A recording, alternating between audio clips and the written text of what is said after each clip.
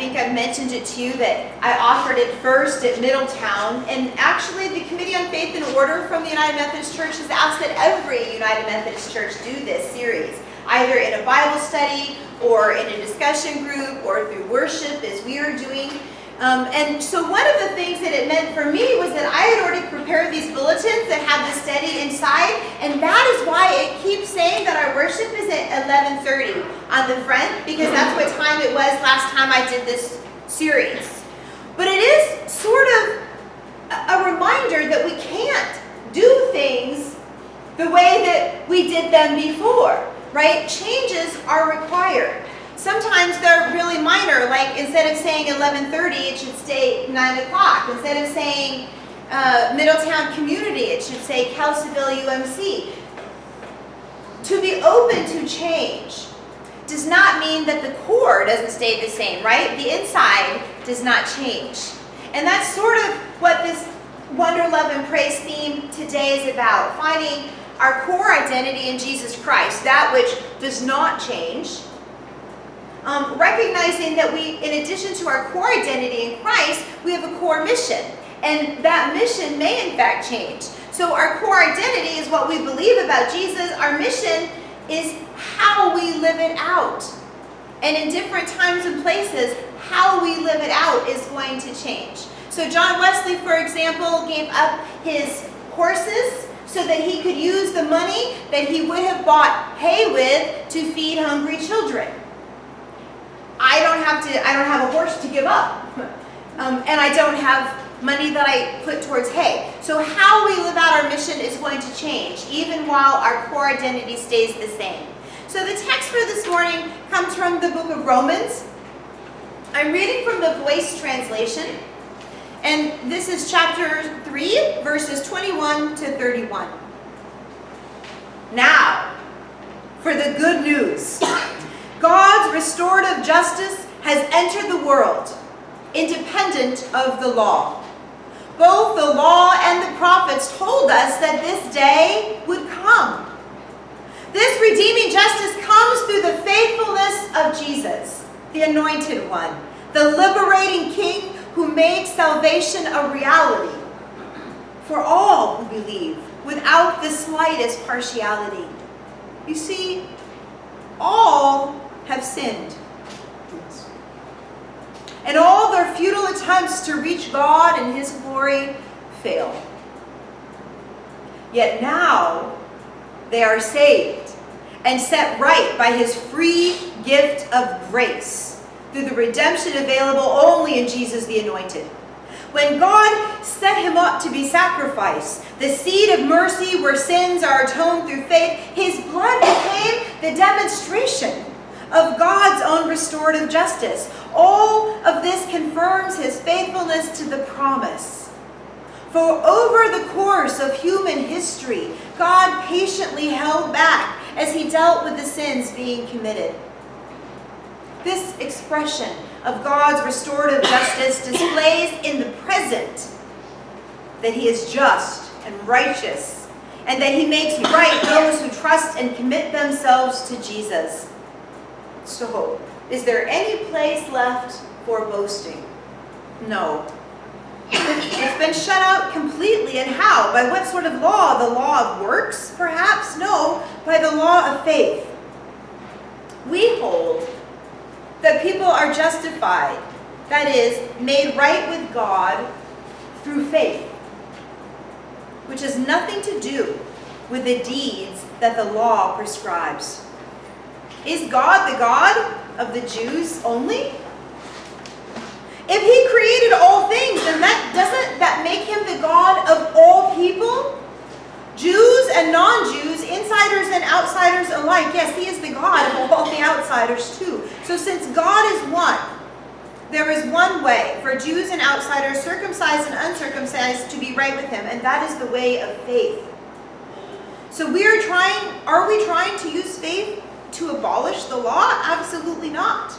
In fact, we are now free to uphold the law as God intended. That last phrase, if you were reading along, with the translation that I just read from your bulletin. It's in italics. And in the Voice translation, what it means when they put something in italics is that they're adding those words to make the first word a little deeper. So there's a word that Paul wrote, and in English, we don't have one word that fully expresses all of the things that that word before meant. So here's an example. Today is Father's Day. And if I say Father on this day, you might have an image of your head of your father. My father was passed away, and so I don't have an image of him today, but when I say father or dad, I have a series of sort of pictures and events and times that come to my head. But if I stand in this pulpit and it's not on Father's Day and I say, Father, you know, I mean something different than my dad. That one word is not adequate to express everything that I mean. So in the Voice translation, when the one word is not enough to express the context of it, they add extra words, and those words are in italics. So the law is not being abolished in this world. Right? Jesus said, I did not come to abolish the law, but to fulfill it. The law is fulfilled in Jesus. And yet Jesus broke laws all the time. He worked on the Sabbath. He touched the untouchable. He challenged the Pharisees. He talked about God as if we could have a personal relationship with him. So he didn't come to abolish the law, but he broke it all the time. So how do we reconcile that in our heads and in our hearts? Well, how the editors of the Voice translation did it is they said, we're now free to uphold the law as God intended. And that is to say that the purpose of the law, when Moses stood on Mount Sinai and God gave Moses that law, the purpose was that his people would come to know him and to live in right relationship with each other. Right? That was the purpose, to bring us into this relationship with God, so that there might be some kind of harmony. Now, I'm not a musician. I'm going to walk away, Boris. I don't know if you're trying to... Okay. So I'm not a musician. However, if you kind of look over Wanda's shoulder there, you can see music. Okay. Now, music has some pretty rigid laws, to be honest. I mean, I think about like peaceful, easy feeling, and it's kind of, you know, loose flowing. But actually, music is really rigid. There are scales, and there are keys, and there are sharps, and there are flats. And if you don't follow the rules of the music, you don't get that free and easy, beautiful feeling on the other side of it.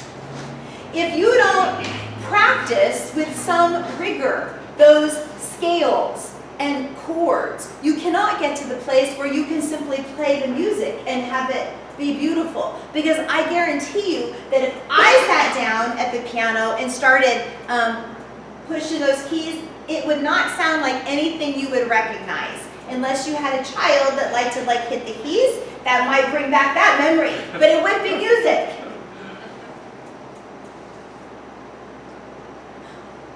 In the church, it feels like we learned the scales and we forgot to get to the harmony. Like we learned that we needed to practice and we needed to be rigid, but we forgot that what was supposed to come from that was something beautiful and graceful. Something that would speak to the heart. I mean, no kid ever, I think, sat down at the piano and went, gosh, I love practicing scales. No parent ever said, gosh, I love listening to those scales. But when you have that core down, you do get to a place where it is beautiful. That's sort of like what the law is. Jesus said the most important part to get of the law is to love God and love your neighbor as yourself. Everything else comes from that. Everything else is interpreted through that. Once we get that piece of it, we don't have to be practicing the scales rigidly. We get to play with the harmony. And that's what the Beatles did, by the way, that made them so famous, was that they took on the interpretation of the scales and the harmony and the octaves in a way that nobody had done before them. That's what we do. We have this law that roots us and grounds us in who we are and how we're supposed to relate to each other and to God. But we need to get to that beautiful music piece. Now, in the Methodist Church, we call that grace. And in particular, we call it prevenient grace. It is that grace, John Wesley said, that runs ahead of us. It doesn't matter what we do or who we are. That grace is always there, waiting for us to walk into it. We don't have to earn it. We don't have to deserve it. We don't have to practice to get it. It is there. That is a core part of who we are as United Methodists, is that we believe that that grace is there and that it's present for everybody. As Paul said in his letter, Jews and Gentiles, in other words, people of your faith and people not of your faith. It's there for everybody, that grace. But we call ourselves Christians, so we interpret that faith through Jesus and Jesus only. So when we get bogged down in scales that Jesus never talked about, when we have arguments threatening to split our church that were not things that Jesus said were important, we need to take a step back and recognize that we're spending too much time on the scales and we need to get to the harmony. It's sort of like that June 19th. It took them 6 months to get the word from here to there. But oh, what a celebration when they got there. Yes. That's what grace is for us. That is that thing that holds us together. Now, saying that grace is there and that it is for everybody and it is the thing that connects us, because that's another really important word in the United Methodist system, connectionalism. We do not believe that it is about any one of us, right? The church does not rest on my shoulders, and I cannot be church alone. But our connection to each other allows us to be the church that Jesus called us to be. And that connection allows us, little tiny church in Kelseyville or Middletown or Upper Lake or Clear Lake, allows our little tiny churches to be of something greater and broader for Jesus in the world. If you sat down at any Methodist church in Lake County this week, I don't think you'd see more than 50 people at any of them. But did you know we still have 3 full-time fire workers that we pay for? Disaster case managers for the Valley Fire and the Clayton Fire, and we even have a few clients still from the Jerusalem and Rocky fires. We do that. We have provided close to $1 million in aid to Lake County. The Methodist Church. These little churches that don't have more than 50 people sitting in them on a Sunday, because we are connected. And that grace and the connection allows Methodists from all over the world to say, our sisters and brothers in this place are hurting. That means we are hurting. So part of our identity as United Methodists is that capacity for grace that is big enough, wide enough, open enough for all. And then that connectionalism. We recognize we cannot do church on our own. But within that grace and within that connection, we have a very specific mission. Our mission in the United Methodist Church, our mission statement is to make disciples of Jesus Christ for the transformation of the world. That's our mission statement. To make disciples of Jesus Christ for the transformation of the world. So there's 2 pieces that I personally feel are really core in there. The first is that it's Jesus. Okay, it's about Jesus. So how do we understand Jesus? And then the second part is the transformation. It's not enough to have right beliefs. You have to live your faith. And that's what John Wesley taught. And I think he was right. Because you know who taught it before him? Jesus. So how do we see Jesus? Who is Jesus in our theology? Well, Jesus is priest. Because he is our high priest, our sins are forgiven. So part of the role of understanding who Jesus is in our faith is that through Christ our sins are forgiven. So in the law that came before Jesus, there had to be a sacrifice for sins to be forgiven. Jesus came as that sacrifice. It is the priest who makes the sacrifice. It was Jesus who made the sacrifice. He is our priest, and through him we have forgiveness. But Jesus is also prophet. He is the one that reminds us of this restorative justice that Paul is talking about today. He is prophet because he reminds us in the same way that the prophets did, that it's not just about us, it's about feeding the hungry and serving the poor and welcoming others and being present to each other. That's what the prophets did. They challenged the power structures so that the first would be last and the last would be first, something else that Jesus said. So Jesus is priest, through him we have forgiveness. Jesus is prophet, through him we are made uncomfortable. We are pushed to care for those that might not naturally fall into our sphere of love. He's priest, he is prophet, and he is king. I'm going right back. I just can't remember what the third word was. Okay. Sorry. You know what? I have slides for each of these. Let me just move forward. Grace, connectionalism, theological reflection. Okay. King. And what does it mean to say that Jesus is king? I mean, what does it mean to say that someone is, what is king? Actual question. Any ideas? I do what I'm told. Yes, sir. If the king tells you to do it, you do it. It's authority. So when we say that Jesus is king, that means when Jesus says to do something, we need to do it. Because we are his subjects. We are his people. We are the sheep of his pasture. So Jesus as priest means we get forgiveness. Jesus as prophet means that we have to care about his other people. But Jesus as king means we need to obey. That day when Jesus was preaching in his hometown and there was this huge crowd and somebody made their way forward and they said, Jesus, your family's outside. Jesus said, who's my family? Whoever does the will of God. Not who believes in the will of God. Whoever does the will of God. The people that are living their faith. And we don't boast that we're out there doing the will of God because that isn't the thing that saves us. Right? It's the grace that saves us. The living out of the faith is simply our gracious response. That is our identity as United Methodists. But I want to come back to that word grace for a minute. I might have one more slide that I shouldn't forget. Yeah. Look, Jesus died to take away our sins, not our minds. We should be transformed in our thinking continually. We should constantly be growing in our relationship with Christ and with one another.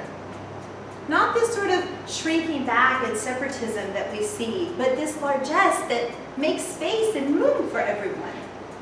Paul said it in this way, do not conform to the pattern of this world, but be transformed by the renewing of your mind. Your mind needs to be renewed. No one knew that more than Paul, who set out intentionally with the mission of killing as many Christians as he could. He knew that his legalism led him to a place of murder and hate. But when he allowed his mind to be renewed, when he allowed his heart to be renewed, he became one of the greatest theologians of all time. Obviously, Jesus is more than a theologian.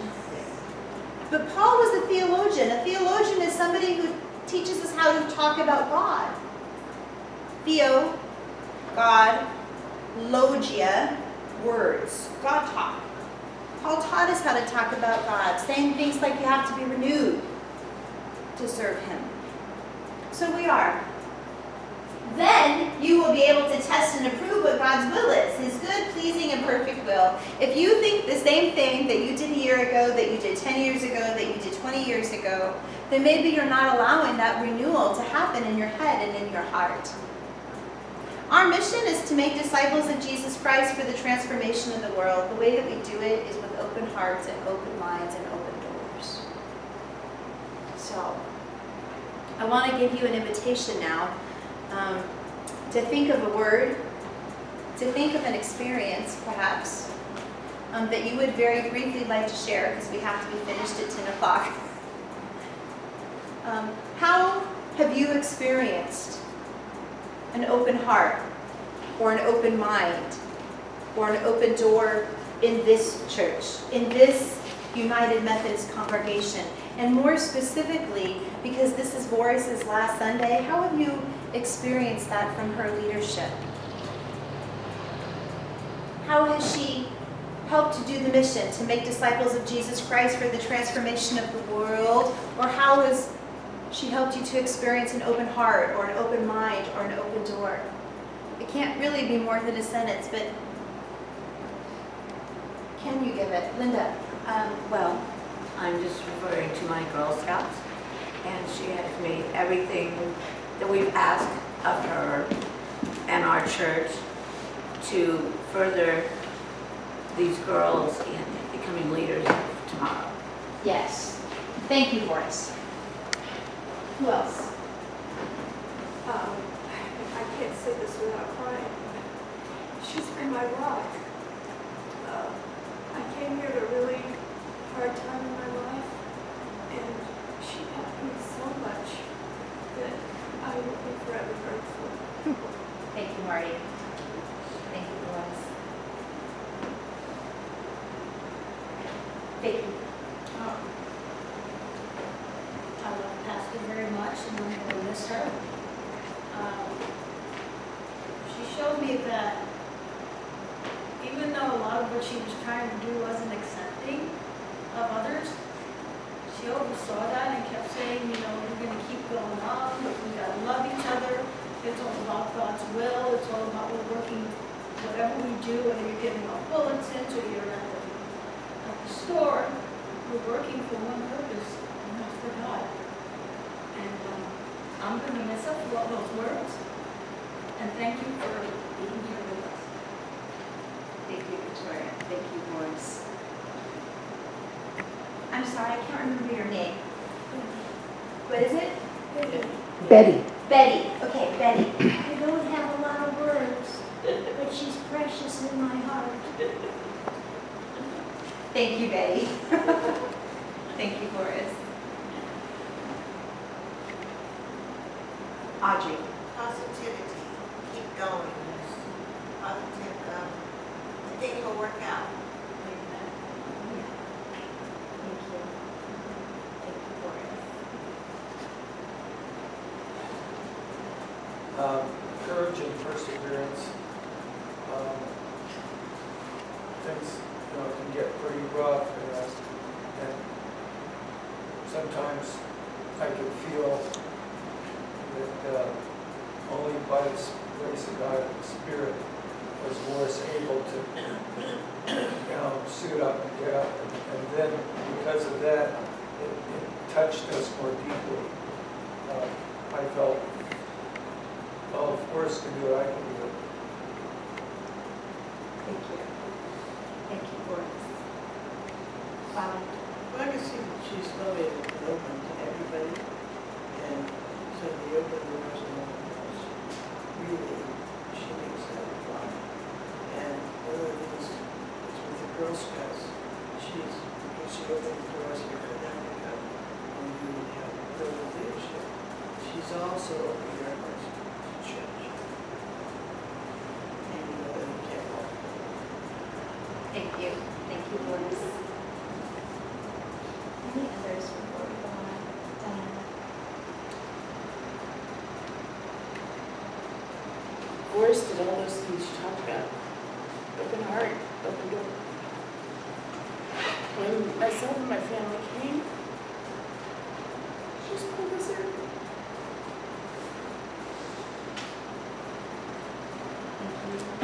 bigger family. Grateful.